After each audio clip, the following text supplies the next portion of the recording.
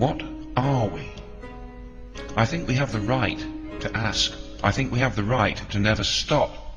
Anything born with the necessary curiosity has the right to ask what they are, and damn anyone who tells you that you don't. But who do we ask? Some people say it's a question for religion. Yet, if these same people found a strange object in the street, if they wanted to know what it was, which of them would take it to a priest before a scientist? So why consult a priest as to what we are?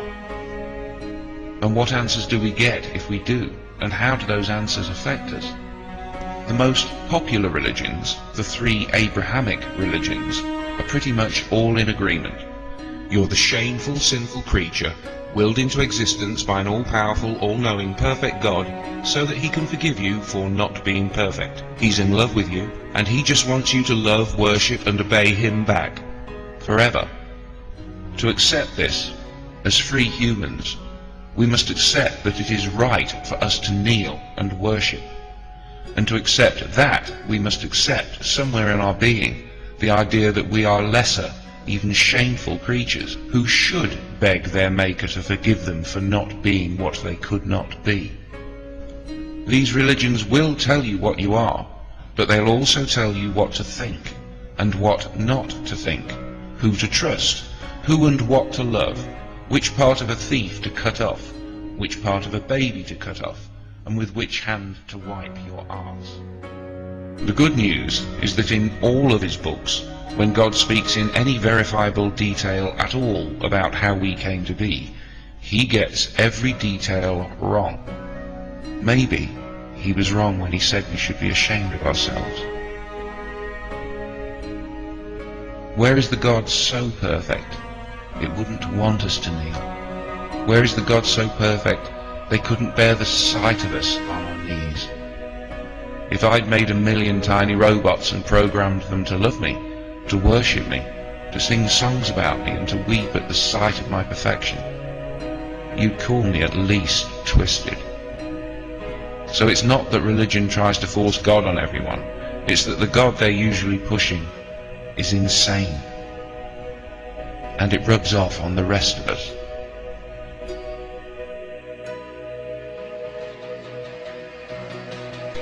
If we allow ourselves to believe in a God that approves of a single human killing, the killing of any human becomes arguably sanctified. The more we agree that nobody ever really dies, the less of a sin murder becomes. It's like a horror movie. Here we are in the 21st century, and a large chunk of the world still worships the God of Abraham, the father of the Jews and the Muslims, and an inspiration and an example to many Christians. A man supposedly commanded by God to kill his own son, to pay back a debt to the creator of the universe, and to prove his love for that God. What must these religions do to the mind of the believers to even allow them to describe the story of Abraham as beautiful? Which of us would leave Abraham in charge of our children? Imagine how scripture and theology must pervert the pathways and processes of the human mind, and perhaps the very psyche of our species, when a God that calls for the murder of any child can be described with a straight face as perfect. It all seems so primitive, and that's being kind. Seems an all-powerful God can do anything except take back a single barbaric word of it, and only the true believer doesn't know why.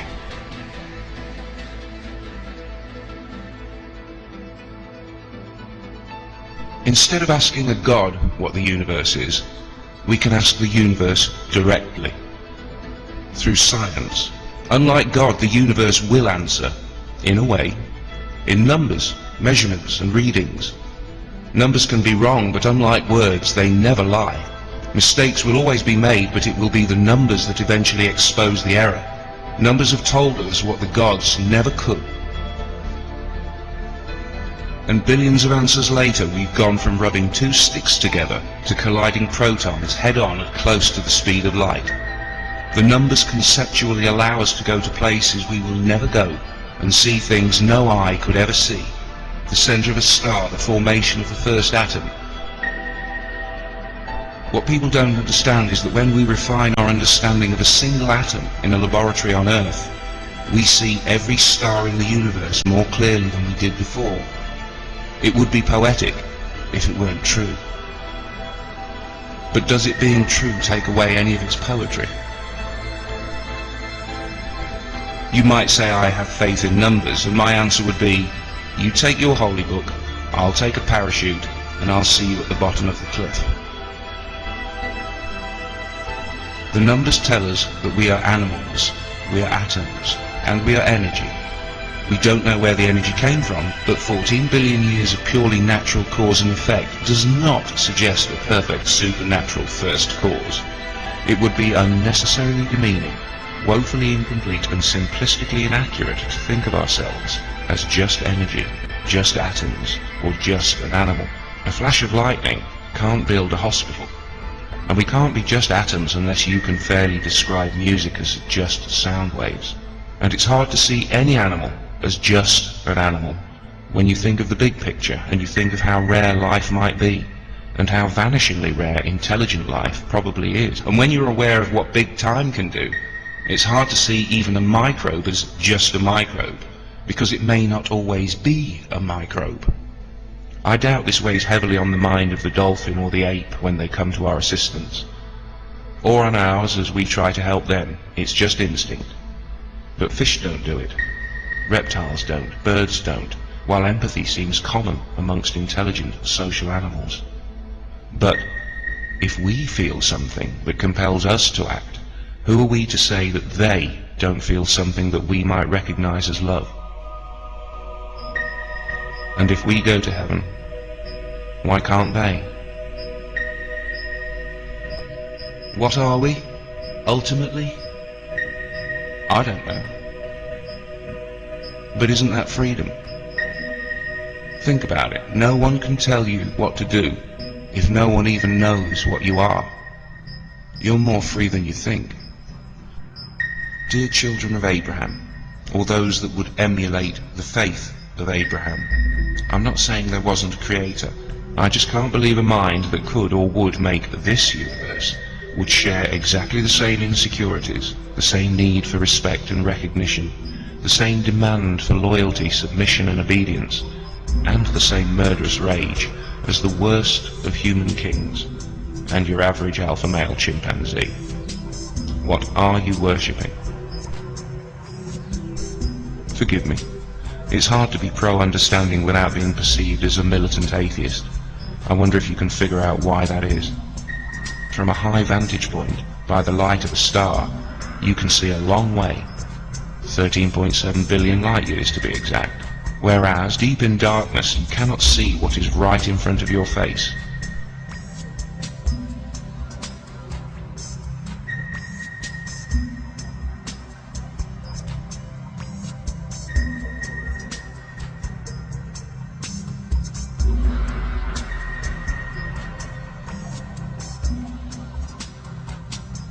On a jet in a storm at night just before landing, being violently thrown from side to side, I turned to my friend in the window seat to see if he was as frightened as I was. He was laughing, pointing over his shoulder at the silhouettes of the treetops passing by the window at 200 miles an hour. I asked why he was laughing. He said, "Why not? They say, and I have reason to believe, that sometimes we're at our most alive when facing the prospect of our own mortality. Maybe that means that if we convince ourselves we live forever, we never really feel alive at all."